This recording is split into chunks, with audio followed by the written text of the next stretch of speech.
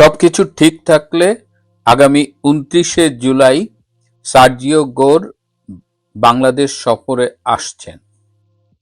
তার সফরকে কেন্দ্র করে বাংলাদেশ সরকারও এক ধরনের প্রস্তুতি নিচ্ছে।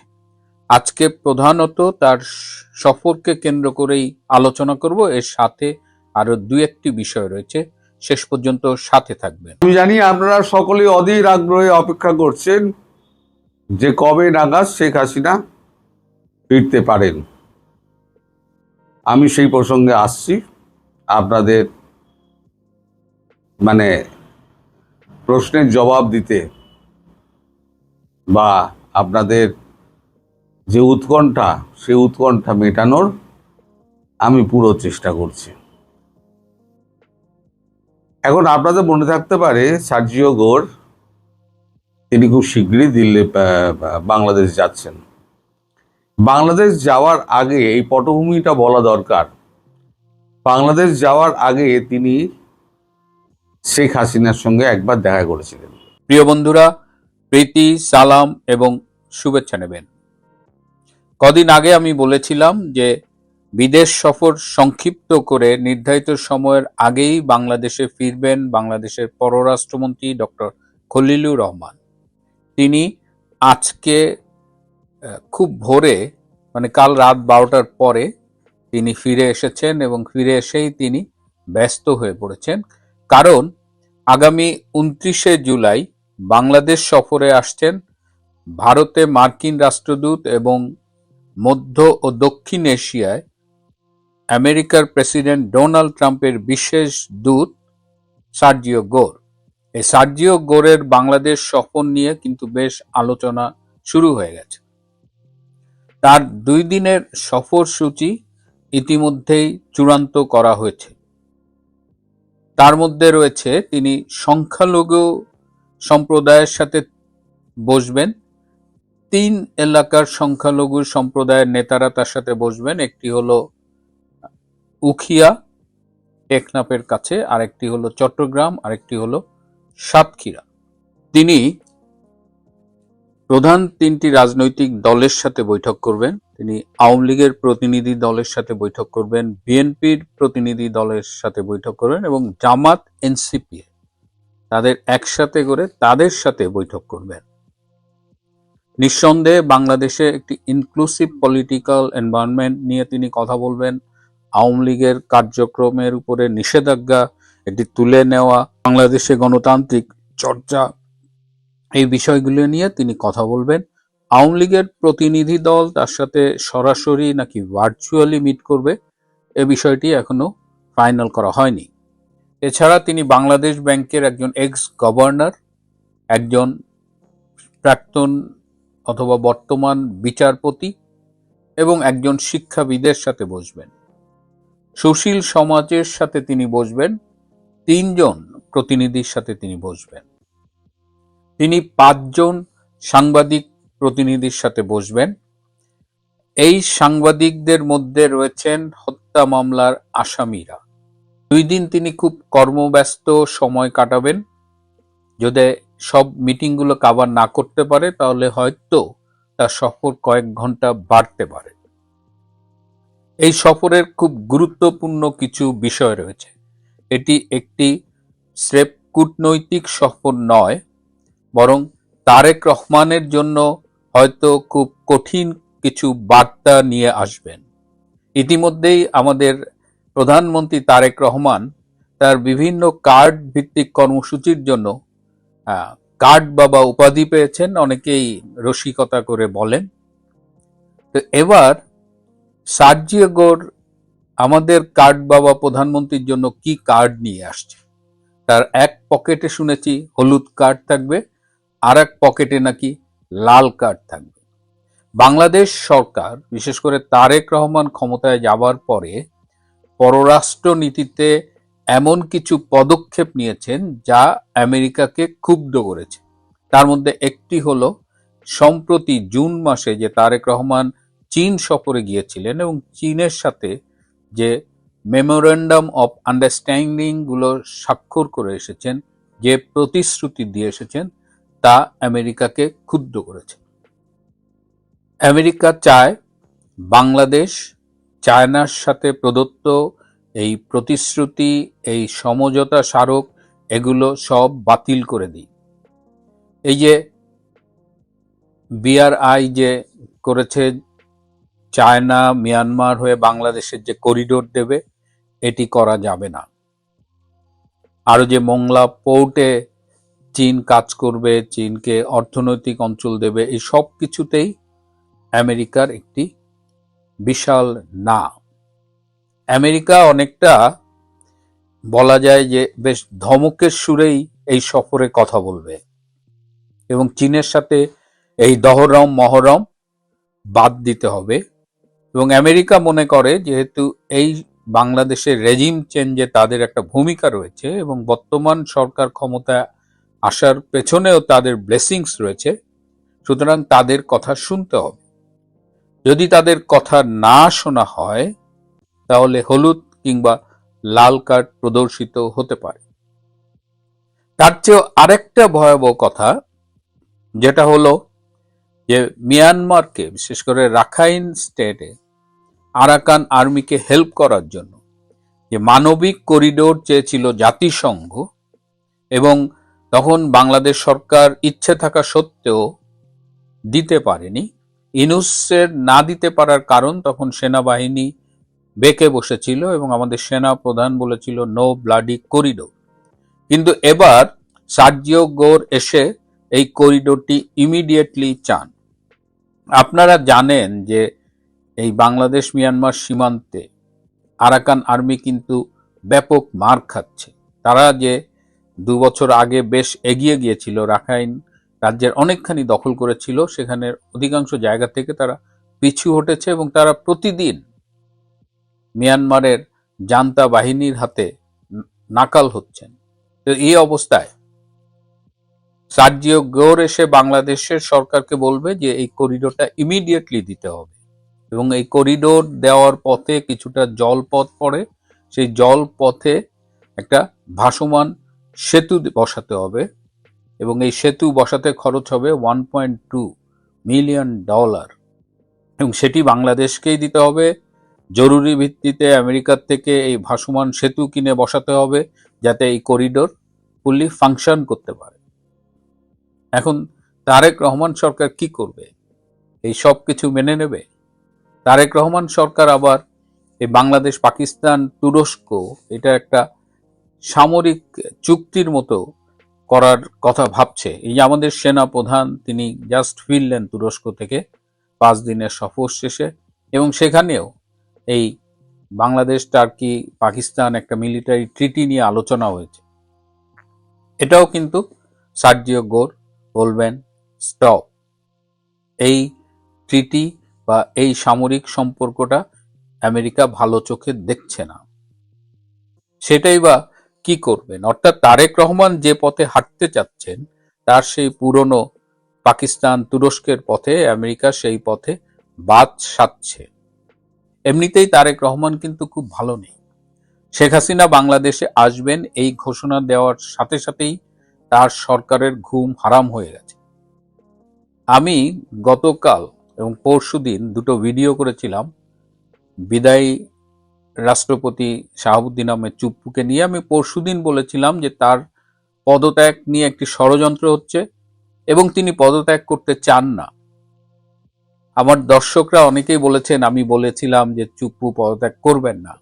চুপ্পু পদত্যাগ করতে চাননি, এটা পরশুদিন পর্যন্ত এটা ট্রু। ইভেন গতকাল সকালেও চাননি, কিন্তু হি ওয়াজ ফোর্সড টু রিজাইন। তো অনেকেই খুব নেতিবাচক মন্তব্য করেছেন। আমার নিয়মিত দর্শকরা হয়তো ভাবছেন যে আমি ভুল বলেছি। আমি যে বার্তাটা দিতে চেয়েছি, আমি বলেছি যে আমি অধিকাংশ সময় সংবাদ পর্যালোচনা করি। ঘটনা তো আপনারা নানানভাবেই জানতে পারেন। আমার তো ইউটিউবে এসে ঘটনা সবসময় বলার দরকার নেই, বাট ঘটনার পেছনের ঘটনা। আপনারা অনেকেই বলছেন যে শাহাবুদ্দিন চুপ্পু থাকলেই কি, না থাকলেই কি, সে তো সংসদে গিয়ে আওয়ামী লীগকে ফ্যাসিস্ট বলেছে। মন্ত্রী পরিষদ অ্যাপ্রুভড একটি ভাষণ রাষ্ট্রপতি পাঠ করেছেন, সেই পাঠ নিয়ে আপনাদের অনেক ক্ষোভ, কিন্তু বাংলাদেশের রাষ্ট্রপতি তো সেটা পাঠ করতে সাংবিধানিকভাবে বাধ্য। আপনি হয়তো বলবেন না, তিনি না বললেই পারতেন, আমি সেই বিতর্কে যাব না। কিন্তু আমরা যখন বলছি চুপ্পু থাকলেই কি, চুপ না থাকলেই কি, বা চুপ্পুকে আমরা সমালোচনা করছি, গালাগালি করছি, তখন প্রতিপক্ষ কিন্তু চুপ্পুকে আইডেন্টিফাই করতে ভুল করেনি। চুপ্পু যদি তাদেরই লোক হবে, তাহলে শেখ হাসিনা দেশে আসবেন এটা শোনার সাথে সাথে চুপ্পুকে কেন চলে যেতে হচ্ছে? আমরা চুপ্পুকে যেভাবেই মূল্যায়ন করি, বিএনপি সরকার এই ভুলটা করেনি। তারা একটা পথের কাঁটা সরিয়ে রাখলো। এই বিষয়টা নিয়ে একটু গভীরভাবে আমি আমার দর্শকদের ভাবার জন্য অনুরোধ করব। তিনি পদত্যাগ করেছেন, তিনি প্রচন্ড চাপের মুখে ছিলেন। এটা বিএনপির রাজনীতি। এর আগে তারেক রহমানের বাবা, সেই সময় রাষ্ট্রপতি বিচারপতি আবু সায়েম, তাকেও অস্ত্রের মুখে পদত্যাগ করতে বাধ্য করেছিলেন। এবং বিচারপতি আবু সায়েমের একটা বই আছে, অ্যাট বঙ্গভবন লাস্ট পেজ, সেখানে তিনি লিখেছেন যে এক হাতে স্টিক, আর এক হাতে রিভলভার এবং বিছানার চারিপাশে অস্ত্রধারী ৮-১০ জন। তিনি পদত্যাগ করেছিলেন স্বাস্থ্যগত কারণ দেখিয়ে। আমাদের রাষ্ট্রপতি শাহাবুদ্দিন আহমেদ চুপ্পুও স্বাস্থ্যগত কারণ দেখিয়ে পদত্যাগ করেছেন, অথচ তার চেয়ে অনেক বেশি অসুস্থ অবস্থায়ও বাংলাদেশের রাষ্ট্রপতি হিসেবে দায়িত্ব পালন করেছেন আগের রাষ্ট্রপতিরা। সুতরাং শেখ হাসিনা ফিরবেন এবং তখন যদি রাষ্ট্রপতি পদে শেখ হাসিনার কেউ থাকেন, তাকে তো আস্থায় নিতে পারেননি Tarique Rahman. So you are forced to resign. ইচ্ছের বিরুদ্ধে তিনি পদত্যাগপত্রে সই করেছেন। আমি জানি আপনারা সকলেই অধীর আগ্রহে অপেক্ষা করছেন যে কবে নাগাদ শেখ হাসিনা ফিরতে পারেন। আমি সেই প্রসঙ্গে আসছি। আপনাদের প্রশ্নের জবাব দিতে বা আপনাদের যে উৎকণ্ঠা, সেই উৎকণ্ঠা মেটানোর আমি পুরো চেষ্টা করছি। এখন আপনাদের মনে থাকতে পারে সার্জিও গোর, তিনি খুব শীঘ্রই বাংলাদেশ যাচ্ছেন। বাংলাদেশ যাওয়ার আগে এই পটভূমিটা বলা দরকার। বাংলাদেশ যাওয়ার আগে তিনি শেখ হাসিনার সঙ্গে একবার দেখা করেছিলেন। এর আগে বহুবার করেছেন, কিন্তু এবারে 2-1 দিনের মধ্যে হয়তো দেখা করেছিলেন। আমি সঠিক ডেটটা আমি জানি না, ফলে আমি আপনাকে কনফার্ম বলতে পারবো না কবে দেখা করেছিলেন, কোন সময় দেখা করে, তার সঙ্গে কে ছিলেন। তো দেখা করার পরেতে তার সঙ্গে দীর্ঘ কথাবার্তা হয় এবং গতকালকে রাত্রিবেলা শেখ হাসিনা অজিত দোভালকে ফোন করেন যে আমি দেশে ফিরব, এ ব্যাপারে আপনার সঙ্গে আমার কিছু কথা আছে। অজিত দোভাল বললেন, আপনি তো আপনি দেশে ফিরবেন সে কথা তো আপনি বলেছেনই, নতুন কি আছে? বলে আছে, কথা আছে। তারপরেতে অজিত দোভাল তার কাছে যান, তাদের মধ্যে দীর্ঘ কথাবার্তা হয়। আমি সে প্রসঙ্গে আসছি। তার আগে একটু বলি, আপনাদের দেশের যারা নেতা আছে তারাও তার সঙ্গে ফিরবেন। বিভিন্ন দেশে, লন্ডন, আমেরিকা থেকে বিভিন্ন দেশে এবং ভারতবর্ষের বিভিন্ন প্রান্তে তারা ছড়িয়ে ছিটিয়ে বসবাস করছেন। এবং কম্বোডিয়া থেকে আরম্ভ করে লন্ডন, আপনার আমেরিকা, তারপর আপনার অস্ট্রেলিয়া, কোথাও বাদ নেই, বিভিন্ন দেশে তারা রয়েছেন।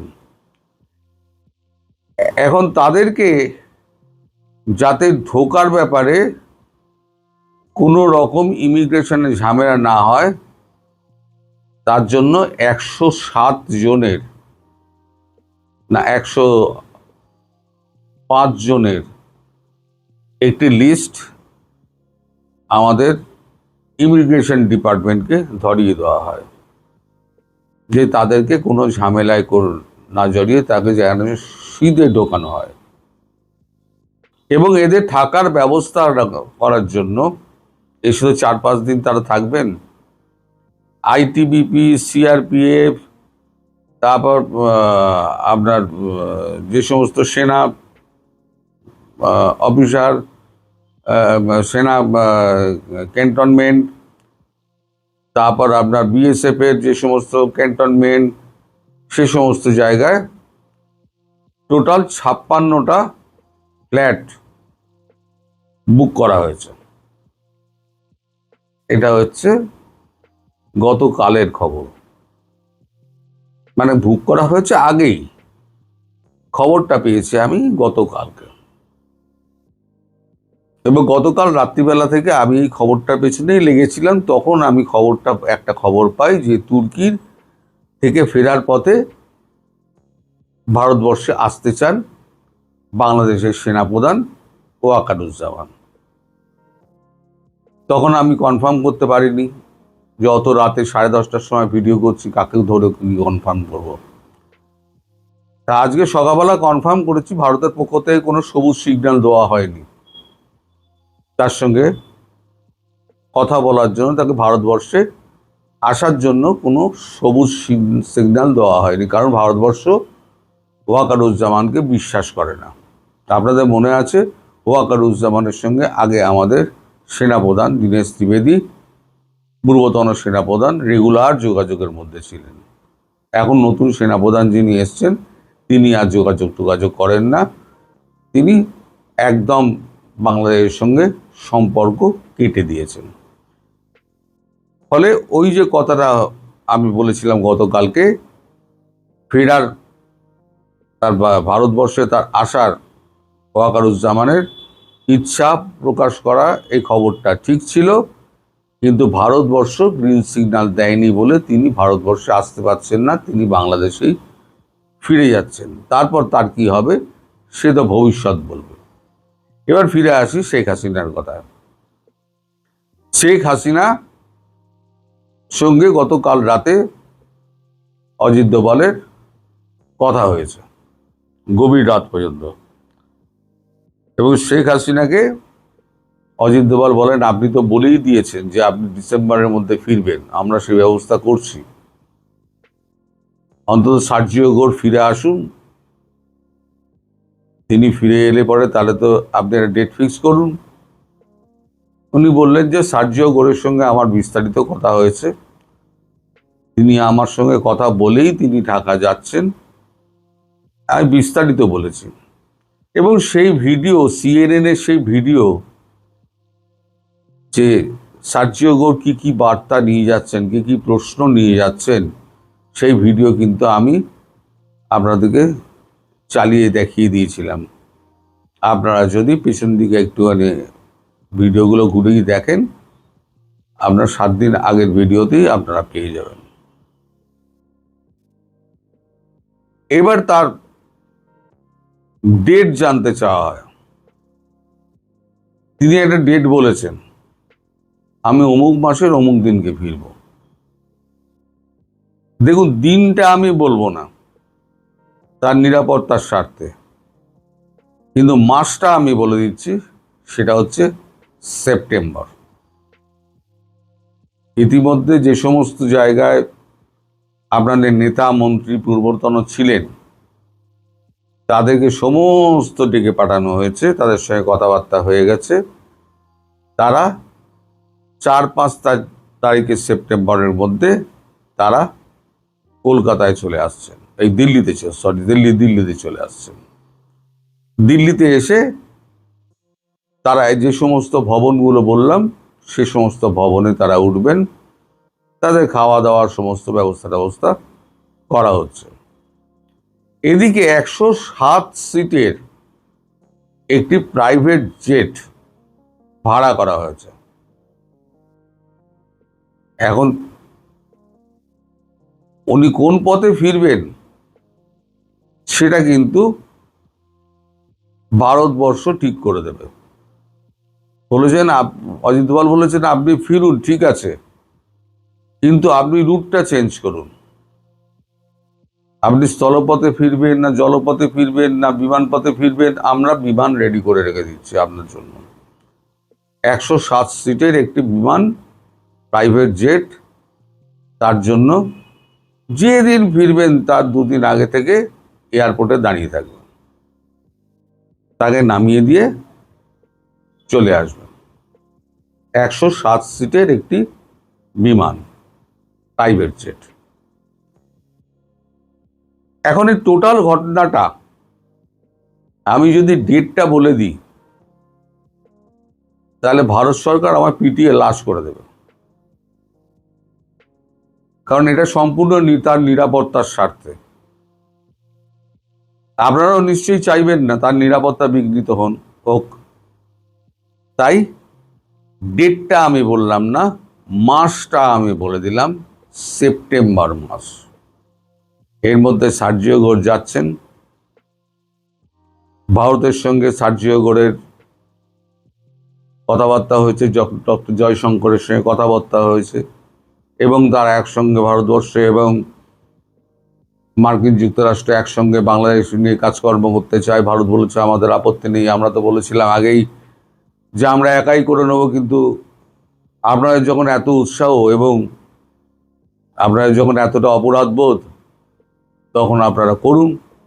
ভারতের যা সাহায্য লাগবে ভারত করবে, আর আপনারা যদি না করেন ভারত নিজে করে নেবে।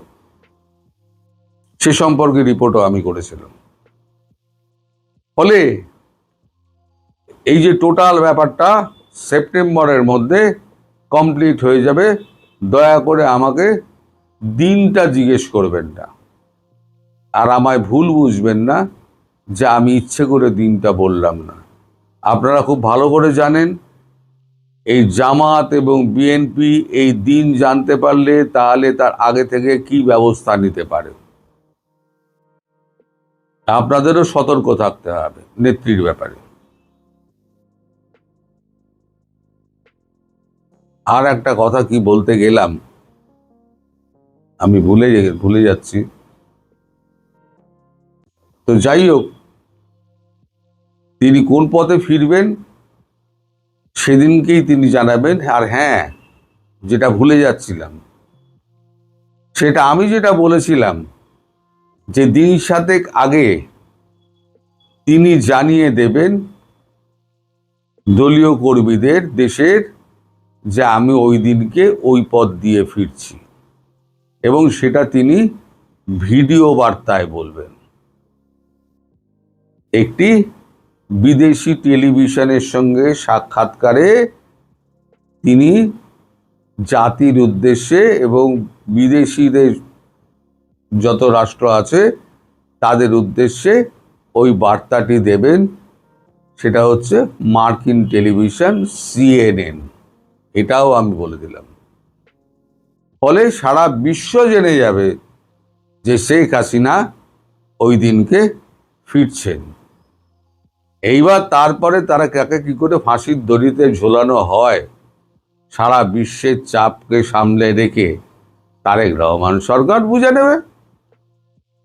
আমাদের কি আছে? আমরা চাই একটা সুন্দর ভালো বাংলাদেশ সরকার, যাদের সঙ্গে আমাদের একটা হৃদ্যতার সম্পর্ক ছিল, ভাই ভাইয়ের সম্পর্ক ছিল। আমরা এই বর্তমান বাংলাদেশ সরকারকে চাই না। বর্তমান বাংলাদেশ সরকারকে হটিয়ে আমরা একটা সুস্থ গণতান্ত্রিক রাষ্ট্রের বাংলাদেশ সরকার চাইছি, যেখানে পূর্বের ভুলগুলো আর দ্বিতীয়বার শেখ হাসিনা পূর্বের শিক্ষা নিয়ে দ্বিতীয়বার আর করবেন না, এবং দেশে ফিরে তিনিই দেশের হাল ধরবেন। সেটা নির্বাচনের মাধ্যমে হোক বা সরাসরি কি হবে তা আমি বলতে পারছি না। তবে সেপ্টেম্বরে উনি যে ফিরছেন সে ব্যাপারে আমি আপনাদের কনফার্ম করে দিলাম।